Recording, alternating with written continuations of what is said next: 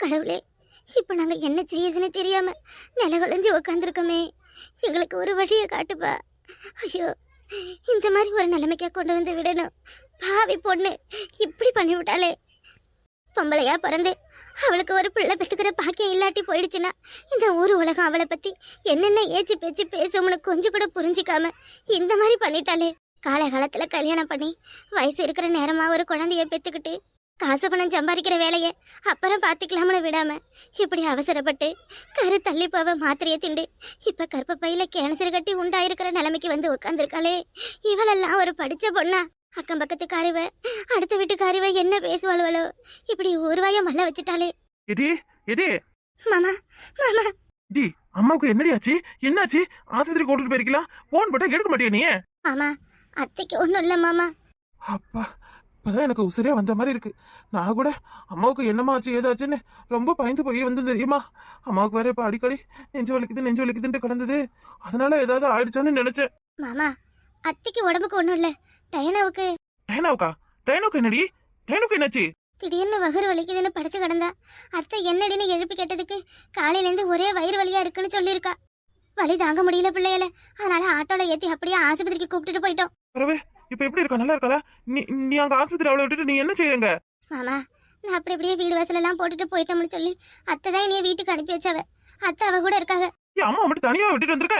என்னடி நீ? கிளம்பு முதல்ல கிளம்பு, அங்க போலாம். இல்ல மாமா, உங்க தம்பிக்கும் போன போட்டு வர சொல்லியிருக்கேன். அவரும் நேரா ஆஸ்பத்திரிக்கு போறோம்னு சொல்லியிருக்காரு. அவன் எங்க போனா? வயிறு வலின்னு என்ன? சாதாரண வயிறு வலியா? வேற எதுவும் பிரச்சனையா? வயிறு வலிங்கிற எட்டி எதுவும் உண்டாயிருக்காளா?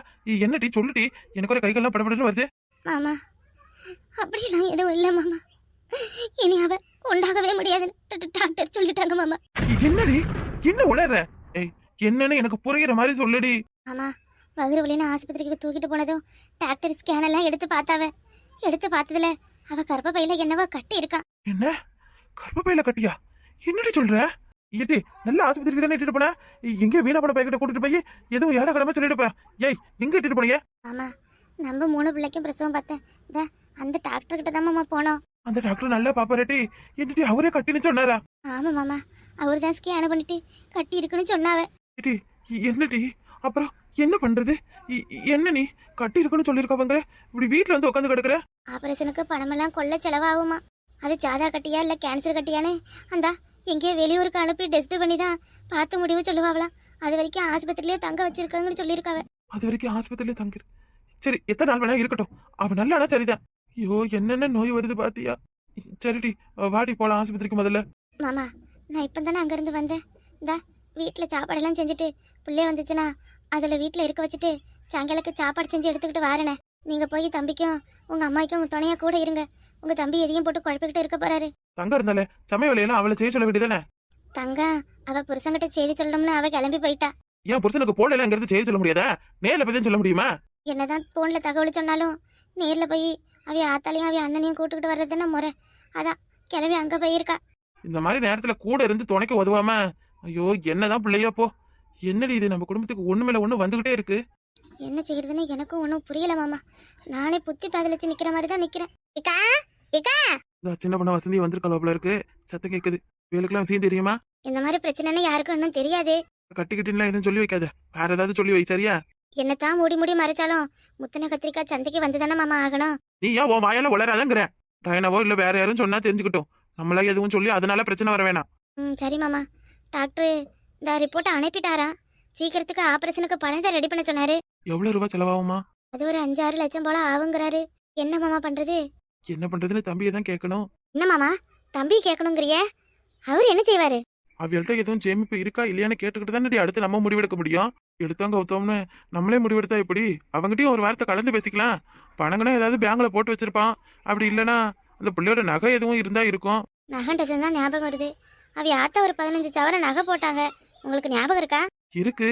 இந்த மாதிரி உன் பொண்டாட்டிக்கிட்ட 15 சவர நகை இருக்கா? அதை வச்சு பாத்துக்கணும். நம்ம என்ன வாயை திறந்தா சொல்ல முடியும்? அவனா என்ன சொல்றான்னு பாக்கும். அதுக்கு பிறகு எதுவா இருந்தாலும் நம்ம முடிவு எடுத்துக்கலாம். உள்ள இருக்கே இல்லையா? சத்தம் கேக்குது. வாசல்ல செருப்பு கிடக்கு. ஆளக்கானோ? இந்த வாரமா இது எனக்கு தலை வலிக்கிற மாதிரி இருக்கு. ஒரு டீ ஒன்று போட்டு கொடுக்குறியா? குடிச்சிட்டு அப்படியே ஆஸ்பத்திரிக்கு கிளம்புறேன். சரி மாமா, இந்த வாரம் இருக்க. என்ன செய்யறதுனே தெரியல. நேத்து நல்லா இருந்த பிள்ளை இன்னைக்கு இப்படி படுத்த படுக்கையாகி கிடக்குறா. ஆஸ்பத்திரிங்கிறா, ஆபரேஷங்கிறா, 5 லட்சம் பணங்கிறா. ஆண்டவா, மனுஷங்களோட வாழ்க்கையில என்ன எழுதிருக்குன்னு யாராலையும் கணிக்க முடியாது போல. தூங்கி எழுந்தா அடுத்த நிமிஷம் வாழ்க்கை நிச்சயமா இல்லையானே தெரியல. வாங்கம்மா, இந்த உள்ள மாமா கிட்ட பேசிக்கிட்டு இருந்தேன். அதான் அக்கா, என்னாச்சு? ஆஸ்பத்திரில இருந்து வந்தியே, என்னாச்சுன்னு எதுவும் சொல்லல?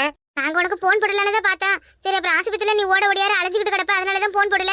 எந்த ஆஸ்பத்திரின்னு எங்களுக்கு தெரியல, நேரம் ஓடி வந்து பாத்திருப்போம். என்னவாப்பா அவளுக்கு என்னாச்சா? என்னக்கா, என்னாச்சு? ஏன் மூஞ்செல்லாம் வாடி போயிருக்கு? என்ன பிரச்சனை?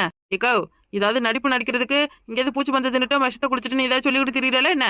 இக்கா, என்ன ஆச்சுன்னு சொல்லு. ஏன் அப்படி பேரஞ்ச மாதிரி நிக்கிற? வசந்தி, அவளுக்கு என்ன அதுதானே கேக்குறோம்.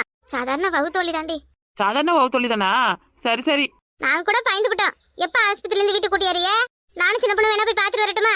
ஆஸ்பத்திரில இருந்து இப்போதைக்கு கூப்பிட்டுட்டு வர மாட்டோம். அது ஒரு 10-15 நாள் ஆகும். சாதாரண வகுத்தோழிங்கிற, அப்புறம் 10 நாள் ஆகுங்கிற என்ன? ஏக்கா, எதுவும் உங்ககிட்ட மறைக்கிறியா? சொல்லுக்கா. உன் குடும்ப விஷயம் எதுவும் தெரியக்கூடாதுன்னு மறைக்கிறியா என்ன? அது வந்து என்னக்கா, உன் புருஷன் எதையும் சொல்லக்கூடாதுன்னு சொல்லிட்டாரு என்ன? ஏடி, நான் எதட்டையும் உங்ககிட்ட மறைச்சிருக்கேன். எப்படிட்டி என்னால உங்ககிட்ட சொல்லாம இருக்க முடியும்? இந்தா அப்படி வாங்க சித்த. இக்க, மாமா இங்க சொல்லு. அதெல்லாம் காலையில விழாது. இங்க இருந்து சொல்லு.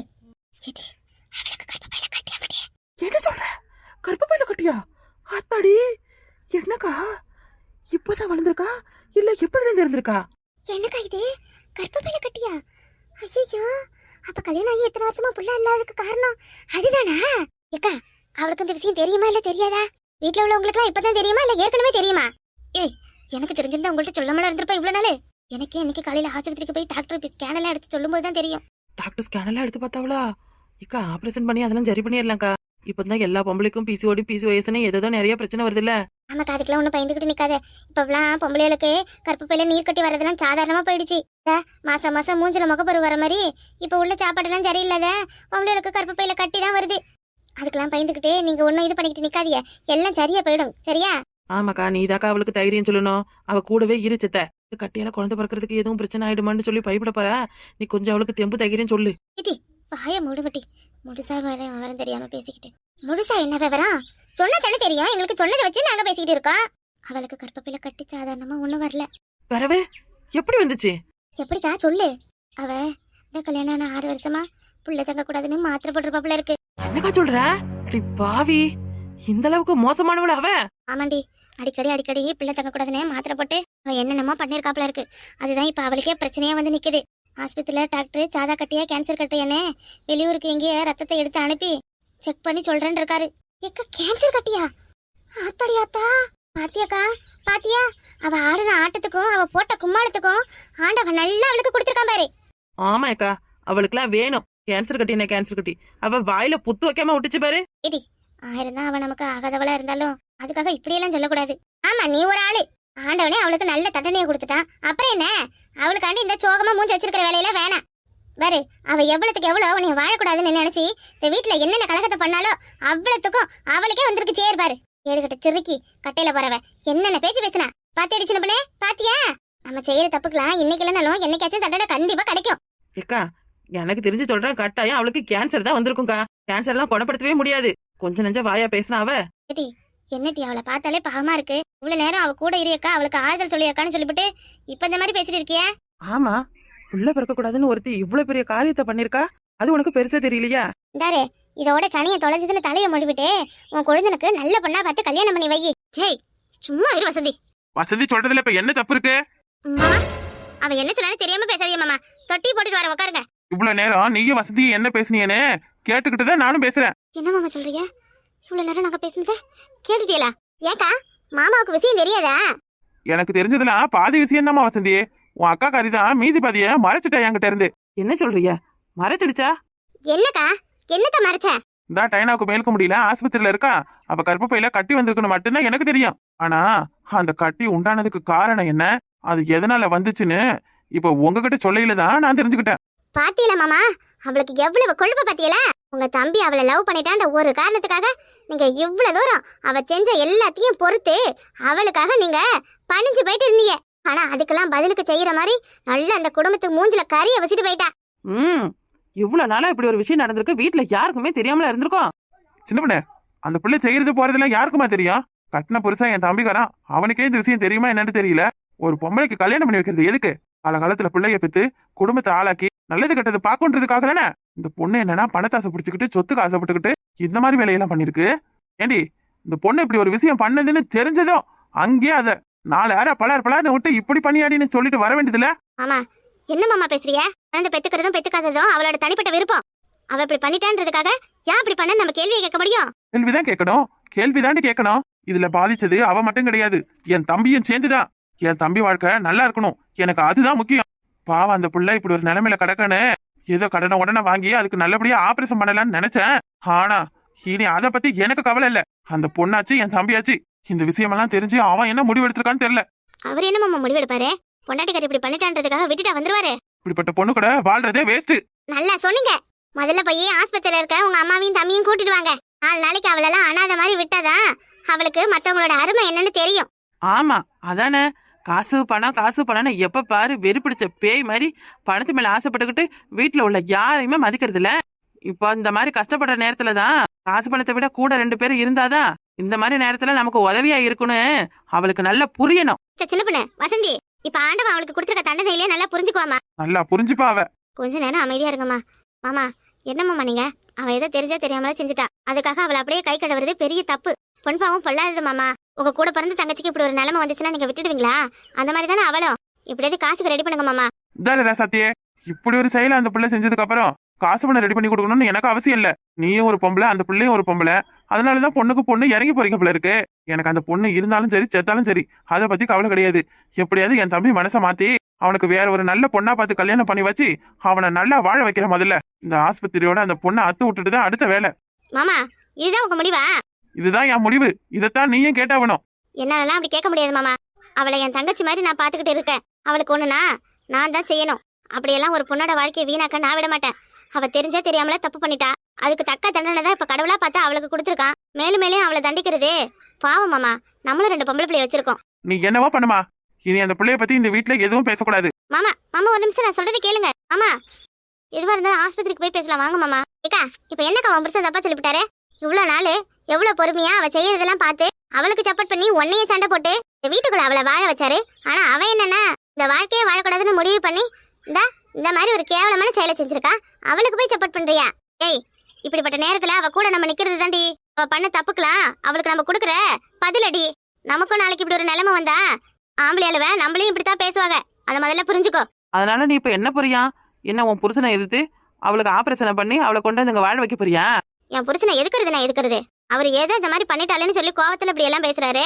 இந்தா பொழுது சாயறதுக்குள்ள நான் சொல்றத பொட்டி பாம்பு மாதிரி கேட்டுக்கிட்டு நிப்பாரு. இப்ப அந்த மனுஷன் தானே உன் புத்தில உரைக்கிற மாதிரி பொட்டல அடிக்கிற மாதிரி நல்லா சொல்லிட்டு போனாரே, உன் காதுல கேட்கலையா? எனக்கு என்னவோ உன் புருஷன் இனி அவளை மதிக்கிறதாவோ இந்த வீட்டுல சேர்க்கறதாவோ தெரியல. அவ்வளவுதான் அவ கதி, அதோ கதிதான். அவர் வாயிலிருந்து அவ வாழ்ந்தாலும் எனக்கு கவலை இல்ல, அவ செத்தாலும் எனக்கு கவலை இல்லைங்கிற வார்த்தை வந்துருச்சு. இனிமே நீ தனியால கிடந்து என்ன பண்ணுவேன்? பேசாம உன் வேலையை பாரு போ. ஏட்டி என்னட்டி அதுக்குன்னு? ஏக்கா போக்கா போய் உன் வேலையை பாப்பியா? இந்தா அவளை உன் வீட்டுக்காரரு வீட்டை விட்டு வெளியே போன அனுப்புனாலும் நின்று நீ பாட்டுக்கு வேடிக்கை பாரு.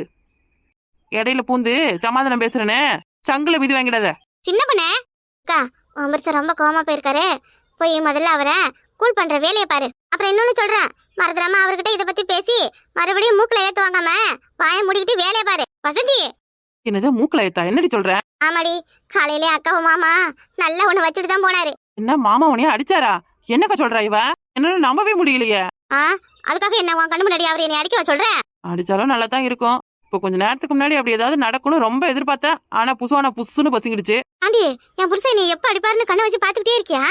முதல்ல உன் காலடி மண் எடுத்து சுத்து போடணும். நீ தான் இவ்வளவு நாள் அடி வாங்குறதுக்கு காரணமா என்ன? உன் வாயை கொடுத்து நீ அடி வாங்குறதுக்கு நான் காரணமா? நல்லா இருக்குமா? ரொம்ப நல்லா இருக்கு. போ போ போய் ஆக வேண்டிய வேலையை பாரு போ. என்ன வசந்தி, அப்புறம் விஷயத்த எல்லாருக்கிட்டையும் சொல்லிடலாமா?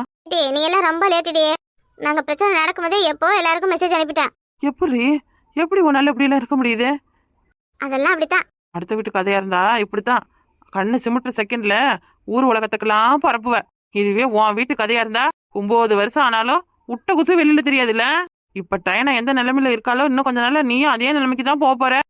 என்னடி நான் என்ன அவள மாதிரி வரப்போற எல்லார்கிட்டையும் சண்டை வாங்கிக்கிட்டு வம்பு எடுத்துக்கிட்டு நிக்கிறேன்? ஏம்மா ஒரு வேச்சுக்கு சொன்னம்மா, அதுக்கு கொச்சுட்டியா? சரி வா வா, நேரம் அது பாரு. வார